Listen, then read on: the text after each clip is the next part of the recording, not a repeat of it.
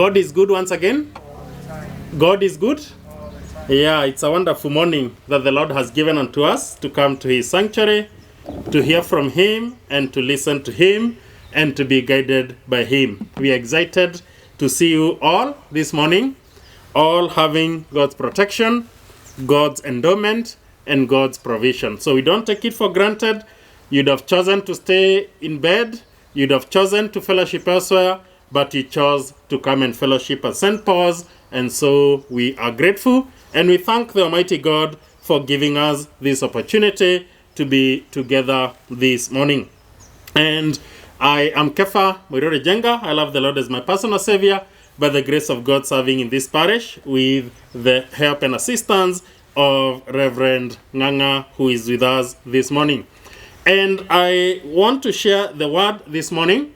And for those who might have been running a bit late, we read two scriptures. We read a scripture from the Ephesians, and then again we read from the Gospel of St. John. And I want to dwell my sermon this morning on the Gospel reading that we got from St. John, and we got it from St. John chapter 6, verse 35. Then again we moved on from verse 41 to verse 51. And we see the story that is going to even enact itself in our eyes, or in front of our eyes this morning, when we are looking at the aspect of Holy Communion. Because we see in John chapter 6 verse 35, Jesus himself said, "I'm the bread of life. Whoever comes to me will never go hungry, and whoever believes in me will never be thirsty." And I want us to reflect on those words, and we again combine those words with some words that he also said in Matthew chapter 26 and verse 26. And in Matthew 26 verse 26, Jesus again said, while they were eating, Jesus took bread, and when he had given thanks, he broke it and gave it to his disciples, saying, "Take and eat, this is my body."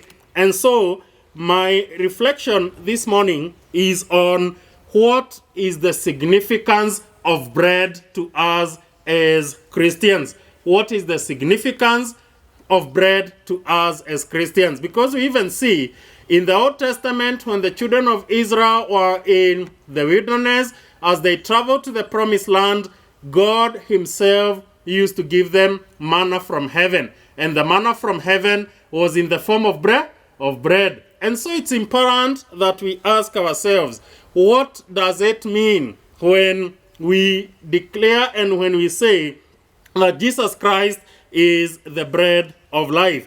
And 5 lessons that I was able to interact with in relation to the significance of bread in our life is that, 1, that bread is the body of Christ. And so when we take it and when we receive it, we must appreciate we are receiving the body of Christ. And today, as it approaches 1 p.m., because that's the normal time many of us are used to taking our lunch, we shall be feeling the hunger pangs, and we would want to take something in.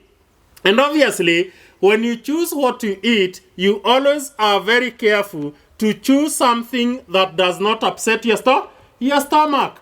Because if you took something and it ended up upsetting your stomach, then it means you would later on be having regrets about why you decided to take it in.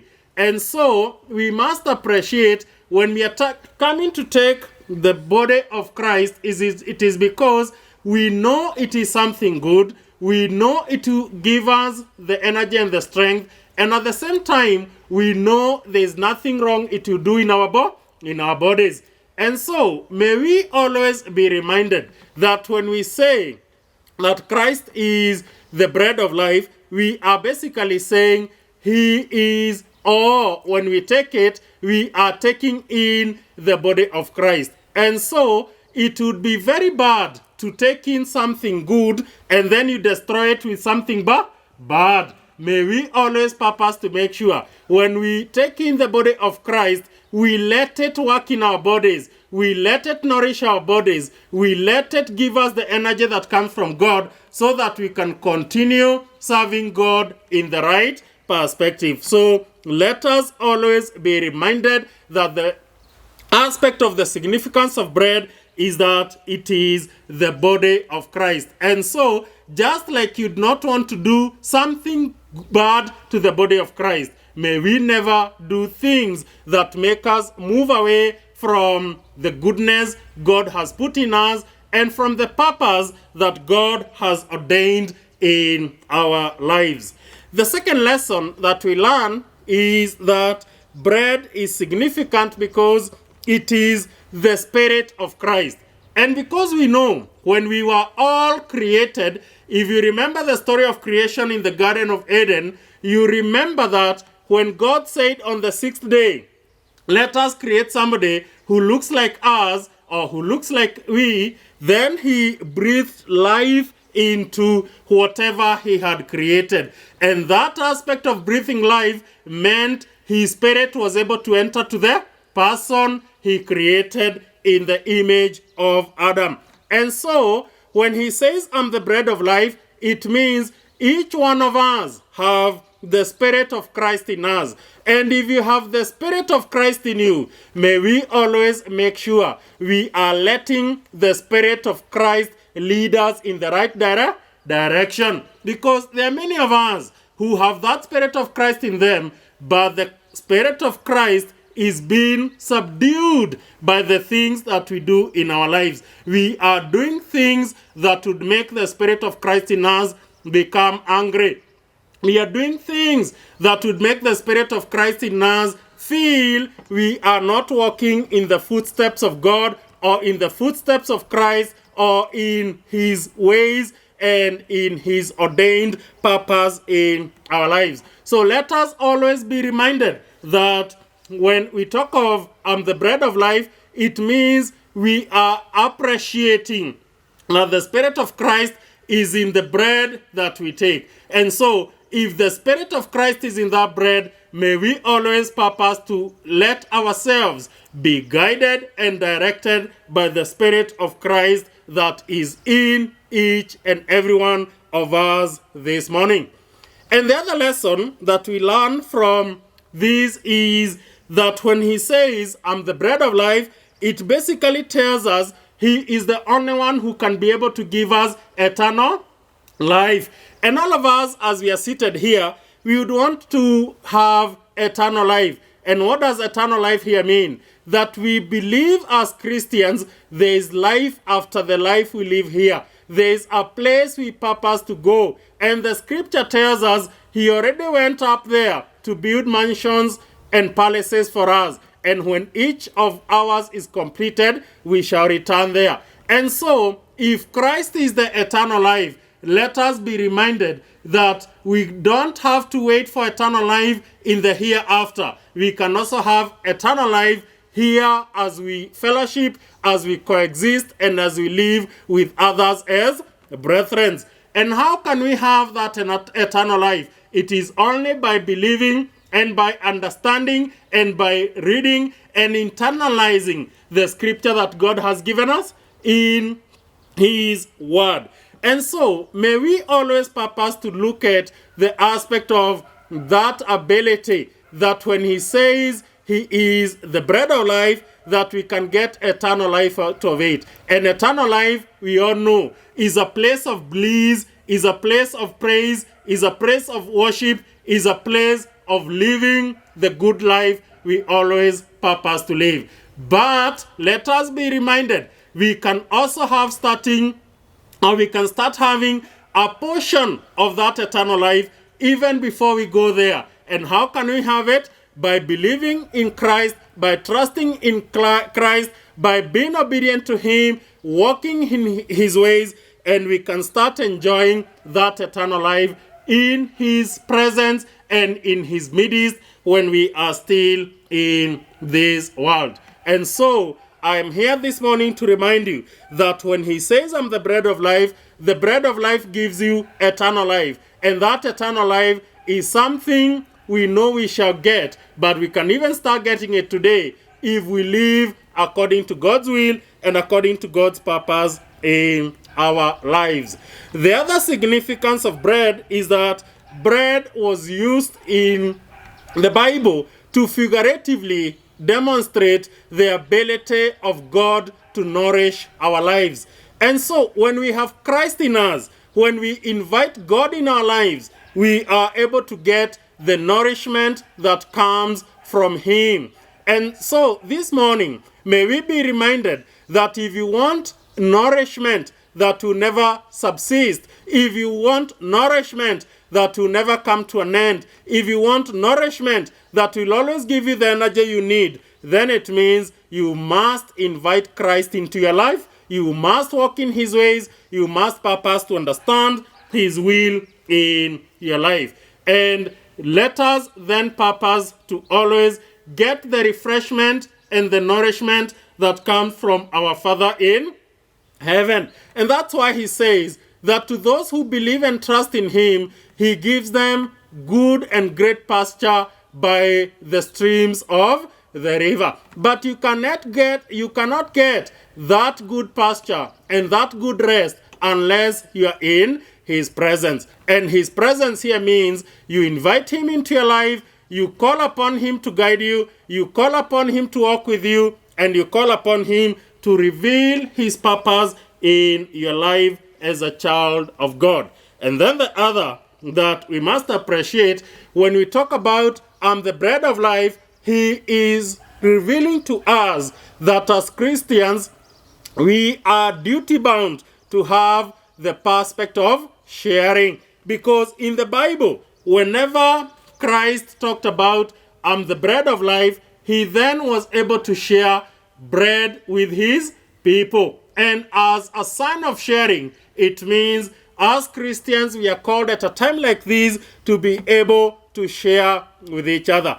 And one thing I would want to remind us is that sharing does not only mean sharing with those who have no food. Sharing means the ability to walk and journey with others. People are going through challenges. People are going through issues. People are going through job losses. People are going through depression. People are going through marital woes. And so it is only fair as Christians we remember and appreciate that we are duty-bound to share with others. And you cannot share with others when you are enclosed in your own cocoon. You can only share with others when you open yourself to be receptive and when you open yourself to also be able to engage with others. And so when He says, I'm the bread of life, it's a sign of sharing. Because even when we have read in Matthew chapter 26 verse 26, He said, take and eat these, for this is my body. He was giving it to the disciples as a means and a method of trying to instill in them that they need to always share. Remember, He used to perform miracles. He would have performed a miracle there and then and multiplied the bread He was holding to give 12 pieces to the disciples. But He did not do that. He actually only gave the same bread and He told them to share. That in itself was a lesson that as disciples they need to share with each other. As Christians, we are called at a time like this to be able to share with each other. And so the lessons that we draw from the scripture reading in John about the bread of life helps us to internalize and understand the 5 significances of bread in the gospel that we have read. And the first significance, as we have said, is the bread is the body of Christ. And so everyone who takes the body of Christ should then be able to walk like Christ Himself. You cannot take the body of Christ and walk like you are still in the world. You can only take the body of Christ and walk like you are with Christ Himself. Because when He breathed His Spirit into us, the expectation is we shall always walk in His footprints, we shall always keep His law, we shall always be obedient to Him. Then it talks about the eternal life, the nourishment, and the sign of sharing. And so this morning, I'm here to remind us that as St. Paulians, as the youth of this church, we have a duty and a responsibility to always be able to appreciate the significance of the body of Christ in our lives, in our sanctuary, and in the engagement that we have with each other.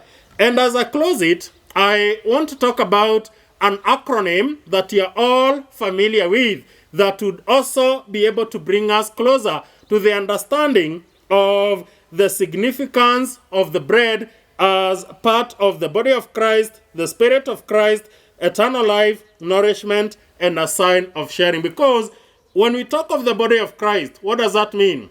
There must be harmony in the way all the parts of the body work together. That there cannot be disunity, there cannot be disagreement, there cannot be aspects of pulling in different directions, because all the body parts are important and they should work harmoniously for the purpose of the growth of the sanctuary.